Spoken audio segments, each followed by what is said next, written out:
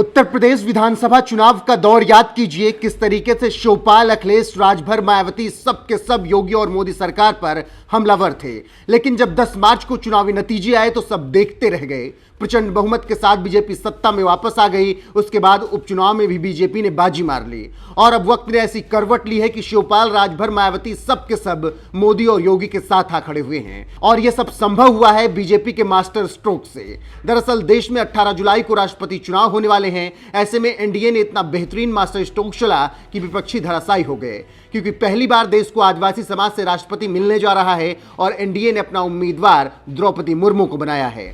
बस इसी वजह से अब शिवपाल, राजभर, मायावती एनडीए के समर्थन में आ गए हैं। इसके अलावा कुंडा से विधायक रघुराज प्रताप सिंह राजा भैया भी एनडीए के उम्मीदवार के पक्ष में हैं और कह दिया है कि राष्ट्रपति चुनाव में द्रौपदी मुर्मू को ही वो वोट करेंगे।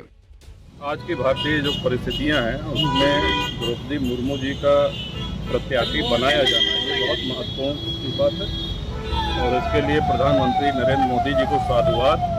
और यही कारण है कि भारतीय जनता पार्टी या एनडीए के साथ जो दल नहीं है वो भी समर्थन कर रहे हैं आदरणीय। और शिवपाल जी भी राजभर भी थे। जी हाँ, वो भी लोग समर्थन कर रहे हैं। अब उन्होंने तो वहाँ कहा है, बाकी उनसे आप उनका वर्जन लीजिए।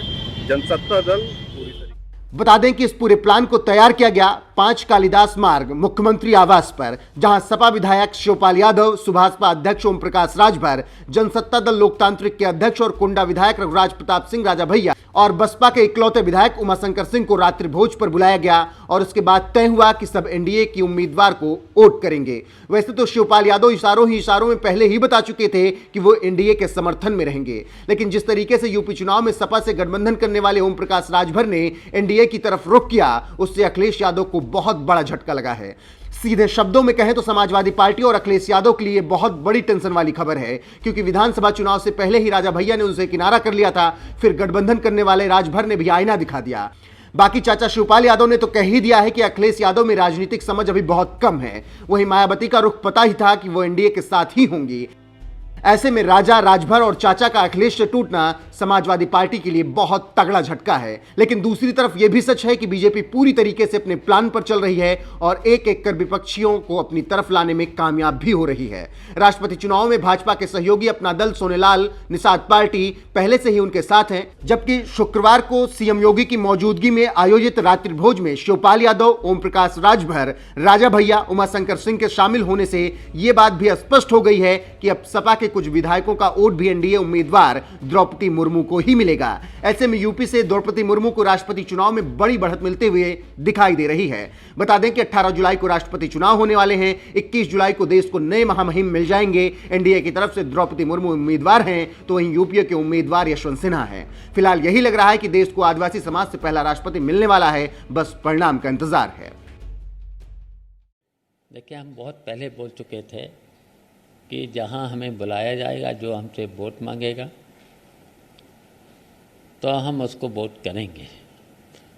तो आपको जानकारी होगी कि इससे पहले भी चुनाव हुआ था, तब भी समाजवादी पार्टी ने हमसे न तो बुलाया न हमसे वोट मांगा। जब किसी ने वोट नहीं मांगा तो रामनाथ कोविंद जी जो राष्ट्रपति थे, उन्होंने उस समय हमसे 2 बार वोट मांगा। मुख्यमंत्री जी ने भी मुझसे उस समय वोट मांगा। तो जब समाजवादी पार्टी ने ना बुलाया न मुझसे वोट मांगा, तो फिर हमने जिसने वोट मांगा, मुख्यमंत्री जी ने वोट मांगा, रामनाथ जी को कोविंद जी ने वोट मांगा, द्रौपदी जी ने, मतलब हम द्रौपदी मुर्मू जी तो फिर अभी हमें मुख्यमंत्री जी ने कल निमंत्रण दिया तो मैं गया और हमारी भेंट द्रौपदी मुर्मू से हुई। तो अब हमने तय कर लिया है कि हम वोट द्रौपदी मुर्मू को देंगे। तो हम ये कह सकते हैं, ये क्या राजनीतिक आपको क्यों लगा कि आपको उनको करना चाहिए? जैसे कि आप कह रहे हैं मुख्यमंत्री जी ने आपसे खुद निमंत्रण दिया आपको इस बैठक में आने के लिए, लेकिन आप समाजवादी पार्टी के विधायक हैं, आप सीनियर समाजवादी पार्टी के नेता कहे जाते हैं, हालांकि प्रसपा अध्यक्ष हैं। तो क्या लगता है कि क्यों आपकी पार्टी इतना इग्नोर कर रही है और क्या वजह हो सकती है इसके पीछे?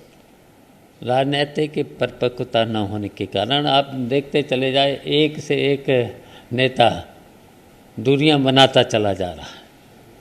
और हमको भी समाजवादी पार्टी की तरफ से कोई भी अभी तक, जबकि मैंने समाजवादी पार्टी की सदस्यता लेकर के और प्रगतिशील समाजवादी पार्टी की सदस्यता से इस्तीफा दे करके हमने चुनाव लड़ा था, तो तब भी हमें किसी न तो मीटिंग बुलाया जाता, न पार्टी की मीटिंग में, न विधानमंडल दल की मीटिंग में, न अभी तक सूचना मिली, अभी तक भी नहीं मिली है। हाँ, परसों जब यशवंत सिन्हा जी यहाँ पर थे, मैंने तब भी आपसे नहीं बात मिली किया है। था, तब भी आपने कहा कि आपको नहीं बुलाया गया। आपको लगता है कि जानबूझ करके पार्टी की तरफ से ये नज़रअंदाज किया जा रहा है, या जैसा कि आप बार बार कह रहे हैं कि राजनीतिक अपरिपक्वता है अखिलेश यादव जी में, इस वजह से? तो मुझे तो यही लग रहा है कि राजनीतिक परिपक्वता की कमी होने के कारण ये सब होता चला जा रहा है और पार्टी कमज़ोर भी होती चली जा रही है और सब लोग छोड़ते भी चले जा रहे हैं। तो ये सब कुछ राजनीतिक अपरिपक्वता के कारण हो रहा है।